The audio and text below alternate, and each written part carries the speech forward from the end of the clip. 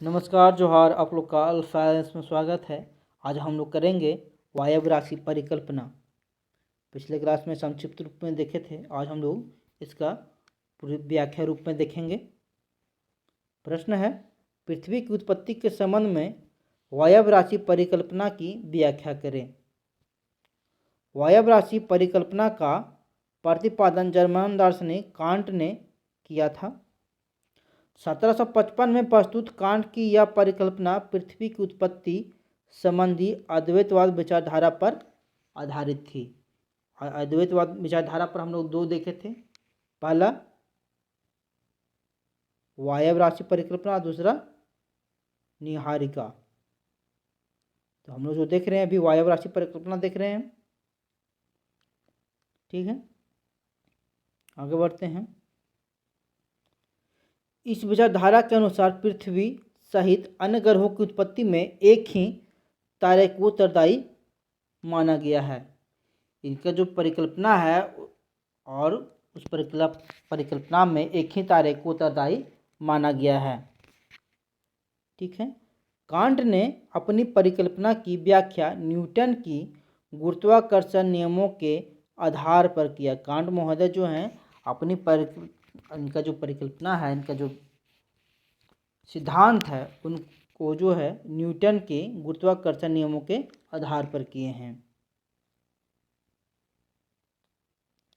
Can't ने यह परिकल्पना किया कि अतीत काल में ब्रह्मांड में देव निर्मित एक आद्य पदार्थ आदि बिखरे हुए थे और आरंभ में यह आद्य पदार्थ शीतल, कठोर और गतिहीन थे।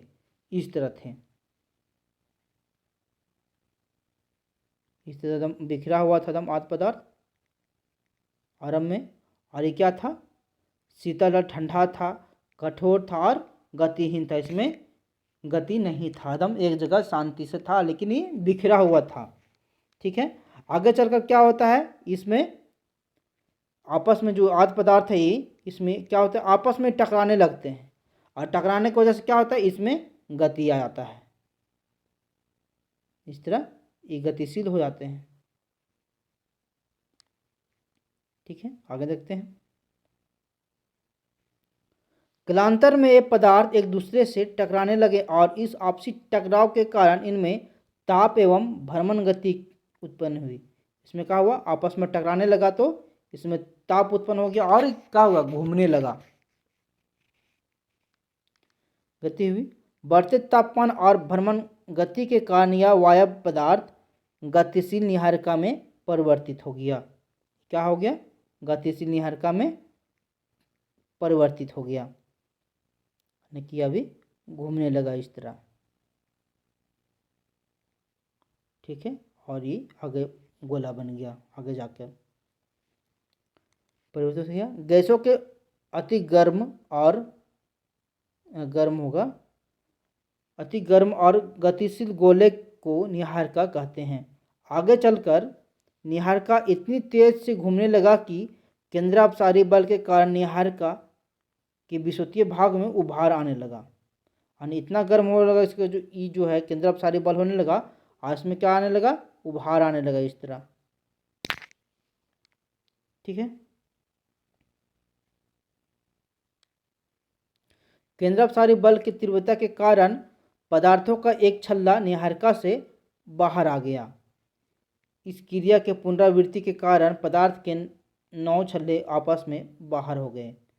क्या हुआ, इस तरह बना और एक छल्ला बाहर हो गया और इसका पुनरावृत्ति होता है बार बार इस तरह, और 9 गो छल्ला का इस तरह निर्माण होता है। इस तरह का 9 छल्ला का निर्माण होता है और 9 छल्ले क्या होते हैं, 9 छल्ले आपस में बाहर हो जाते हैं आपस में निहारिका से। ये निहारिका गोला रह जाता है सही, और इसे जो छल्ला इस तरह बने थे ये वाला, ये छल्ला सब बाहर हो जाते हैं और 9 गो ग्रह का निर्माण करते हैं। निहारिका से बाहर निकले 9 छल्ले वाले पदार्थ अपनी कक्षा से बाहर निकल गए और ये पिंड आगे चलकर 9 ग्रहों में परिवर्तित हो गए। ठीक है, तो ये में हो जाता है मेरा सूर्य और बाकी 9 ग्रह इस तरह हो जाते हैं। आगे जाके 9 ग्रह का निर्माण करते हैं।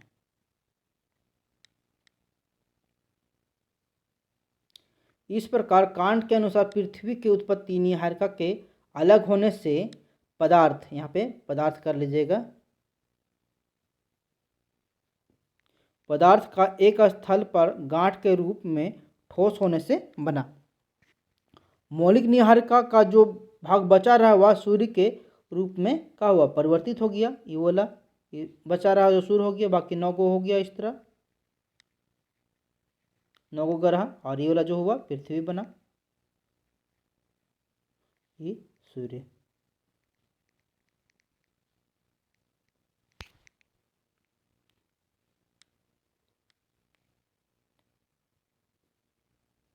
ये देखिए ये फिगर हो गया,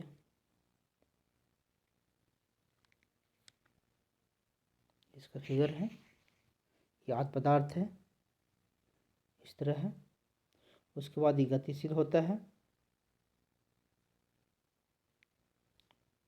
और याद पदार्थ जो है गतिशील होने लगा, और आगे चलकर एक यहाँ और बना लीजिएगा इस तरह से गोल, ठीक है। उसके बाद इसको कर दीजिएगा,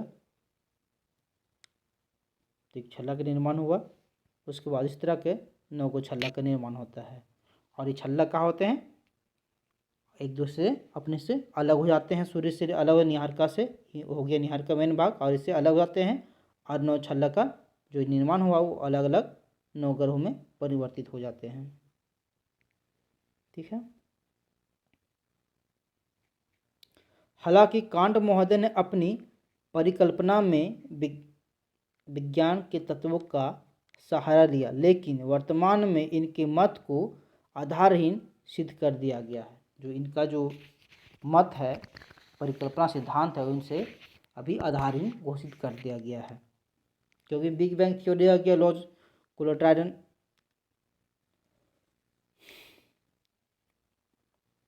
ठीक है।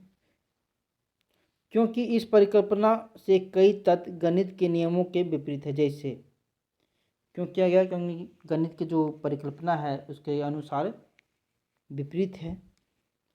कणों के आपसी टकराव से भ्रमण गति पर कोई प्रभाव नहीं पड़ता है, अतः कांट द्वारा वर्णित निहारिका की निरंतर गति वृद्धि की बात त्रुटिपूर्ण है।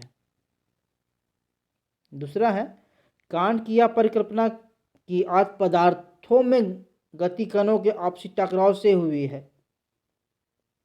ठीक है, कोणीय आवेग की स्थिरता के सिद्धांत के विपरीत है।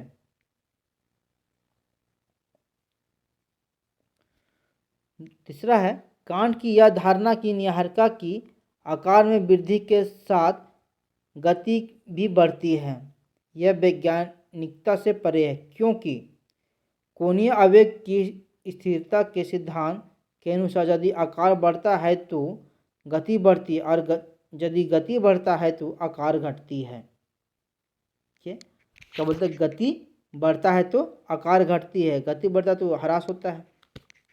इस प्रकार जिस मूल आधार पर कांट का परिकल्पना निहित है उसे ही गलत कर दिया गया, ठीक है, उसे ही गलत कर दिया, दोबारा लिखा गया, काट दीजिएगा इसको।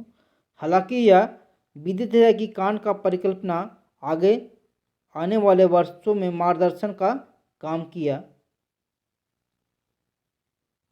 यह परिकल्पना आगे चलकर लाप्लास की परिकल्पना की नींव पड़ता है, और इस परिकल्पना के बाद लाप्लास की परिकल्पना आता है, ठीक है। इसके बाद लाप्लास की परिकल्पना देखेंगे, सिद्धांत देखेंगे।